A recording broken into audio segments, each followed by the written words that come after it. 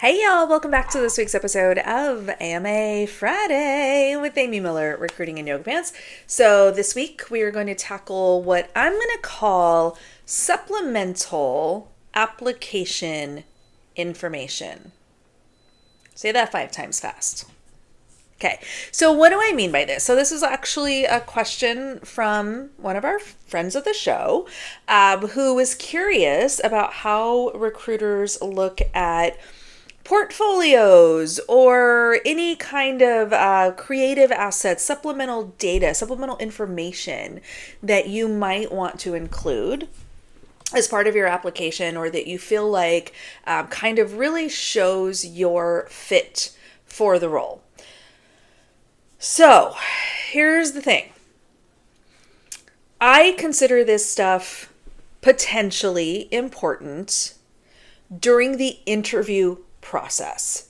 I personally, and I say this both as the recruiter on the receiving end of applications and resumes, as well as a once in a while job seeker, this supplemental data matters during the interview. The resume should be earning me the interview.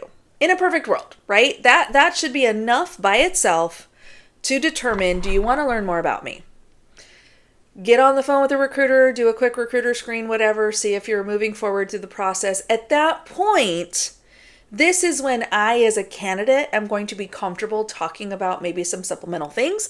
This is also where I, as a recruiter, am going to potentially be looking for supplemental things and will be talking to you about what good looks like and how to present yourself if and when we are giving some additional information to the interviewers. So there are some very specific use cases where I have seen this in the past. So I have previously recruited, so I'm going to give you 3 examples, okay? 3 specific examples of where this mattered.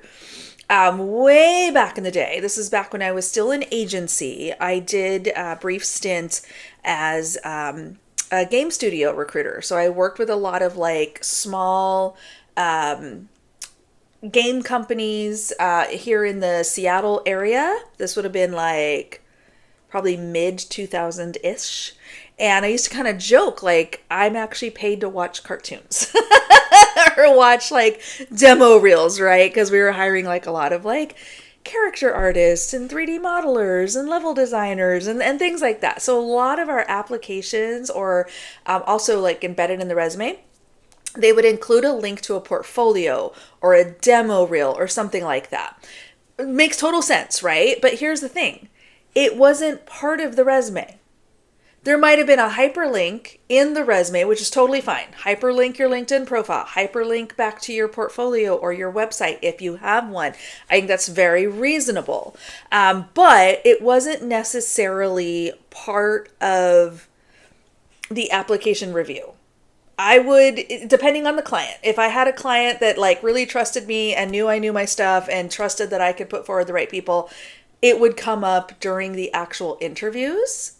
If I had a client who like wanted to do those resume reviews or wanted to see that supplemental information, obviously I'm packaging that up after I speak with you.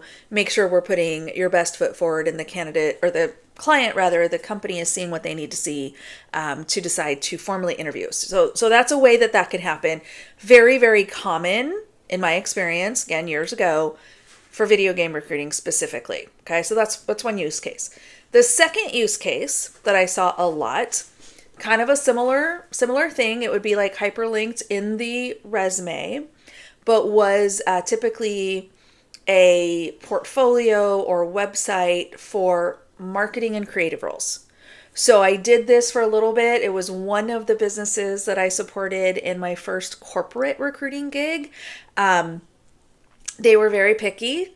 They had very specific, like they wanted to see work examples that, you know, of this particular style or this particular thing. And I made sure that we had that in the job description. So this is now like well over a decade ago, but I was very clear, like if we're going to ask someone to provide supplemental information, we're going to make sure that we're clarifying that it's part of the application process and why. And it was fine. Again, that's just a field that kind of lends itself to creative assets. Now, once again, we're not putting graphics and designs and columns and nonsense on the resume. Resume's clean, black and white, easy to read. All that supplemental stuff is made available to us, in this case, through a hyperlink. It usually went back to a portfolio site or something like that. Totally fine. Okay, so those are pretty realistic, right? You imagine, yeah, okay, I'm going to create some creative assets for a video game or for a marketing campaign. Yeah, sure, I'm going to have a website. I'm going to have a thing. You know who doesn't always have something like that? Engineers. You know who sometimes gets asked for something like that? Engineers.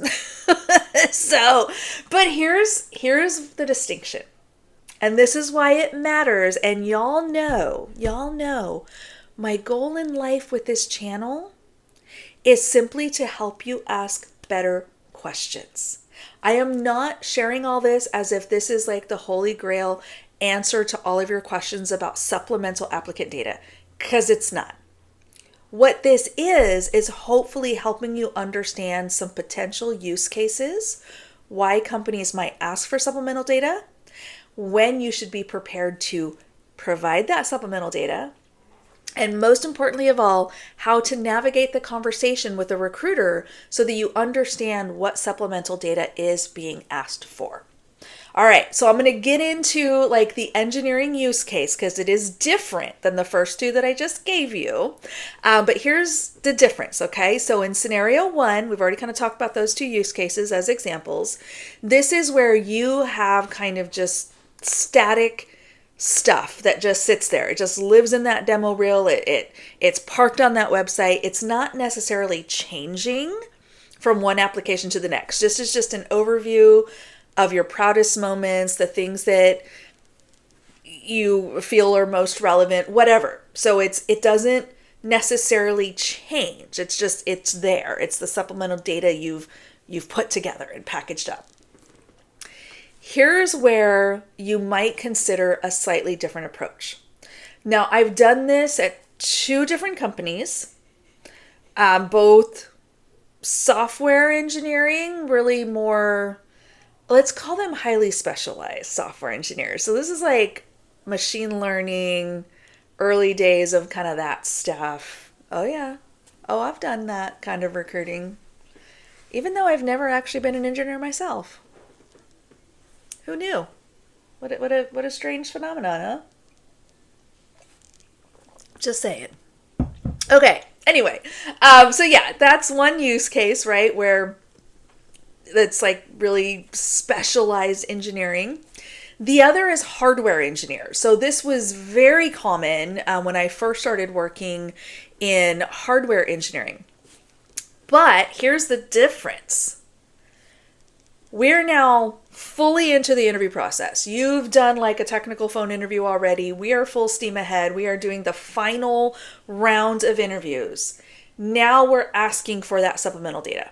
And there's two ways that we would do that. In the first scenario, we would actually build in a 45-minute panel where all the interviewers would get in a room together. First interview of your day, you're with all 5 or 6 people.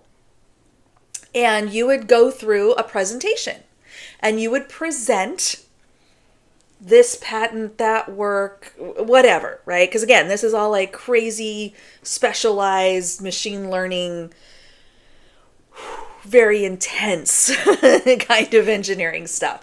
So you would do a presentation on that. You would have, time for Q&A, whatever. So it'd be like you're presenting your work to your team, okay? Part of the interview process. So we would do that session in the morning. You would then break out. You'd have your series of one-on-ones following that.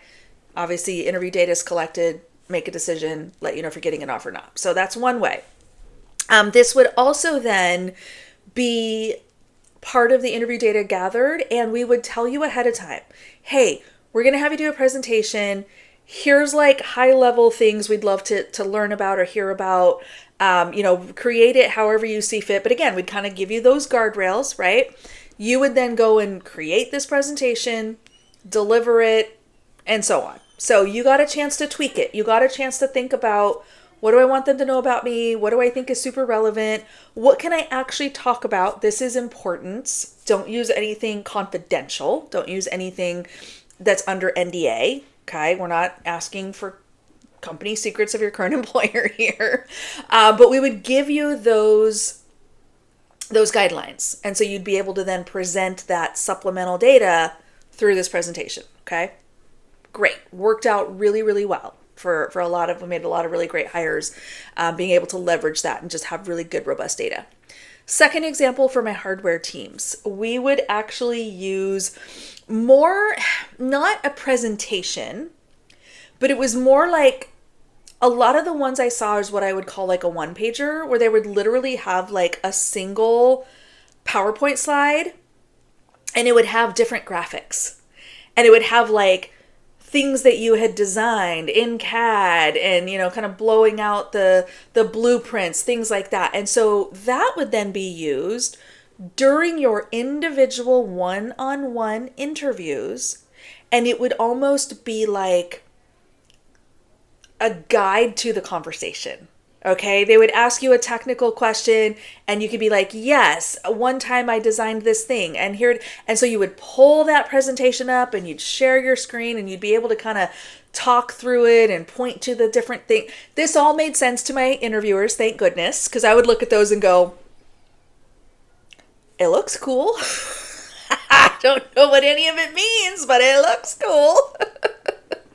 No, this is actually the great thing about working with engineers. If you are just inquisitive and like seeking to understand, they will tell you. And I love that. I love that. I learned so much through these one pagers and reviewing these supplemental documents.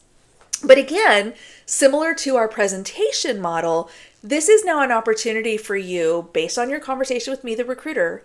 You understand the problem we're trying to solve. You understand the high notes we're trying to hit with this job. You understand what is going to get the hiring managers, the interviewers' attention.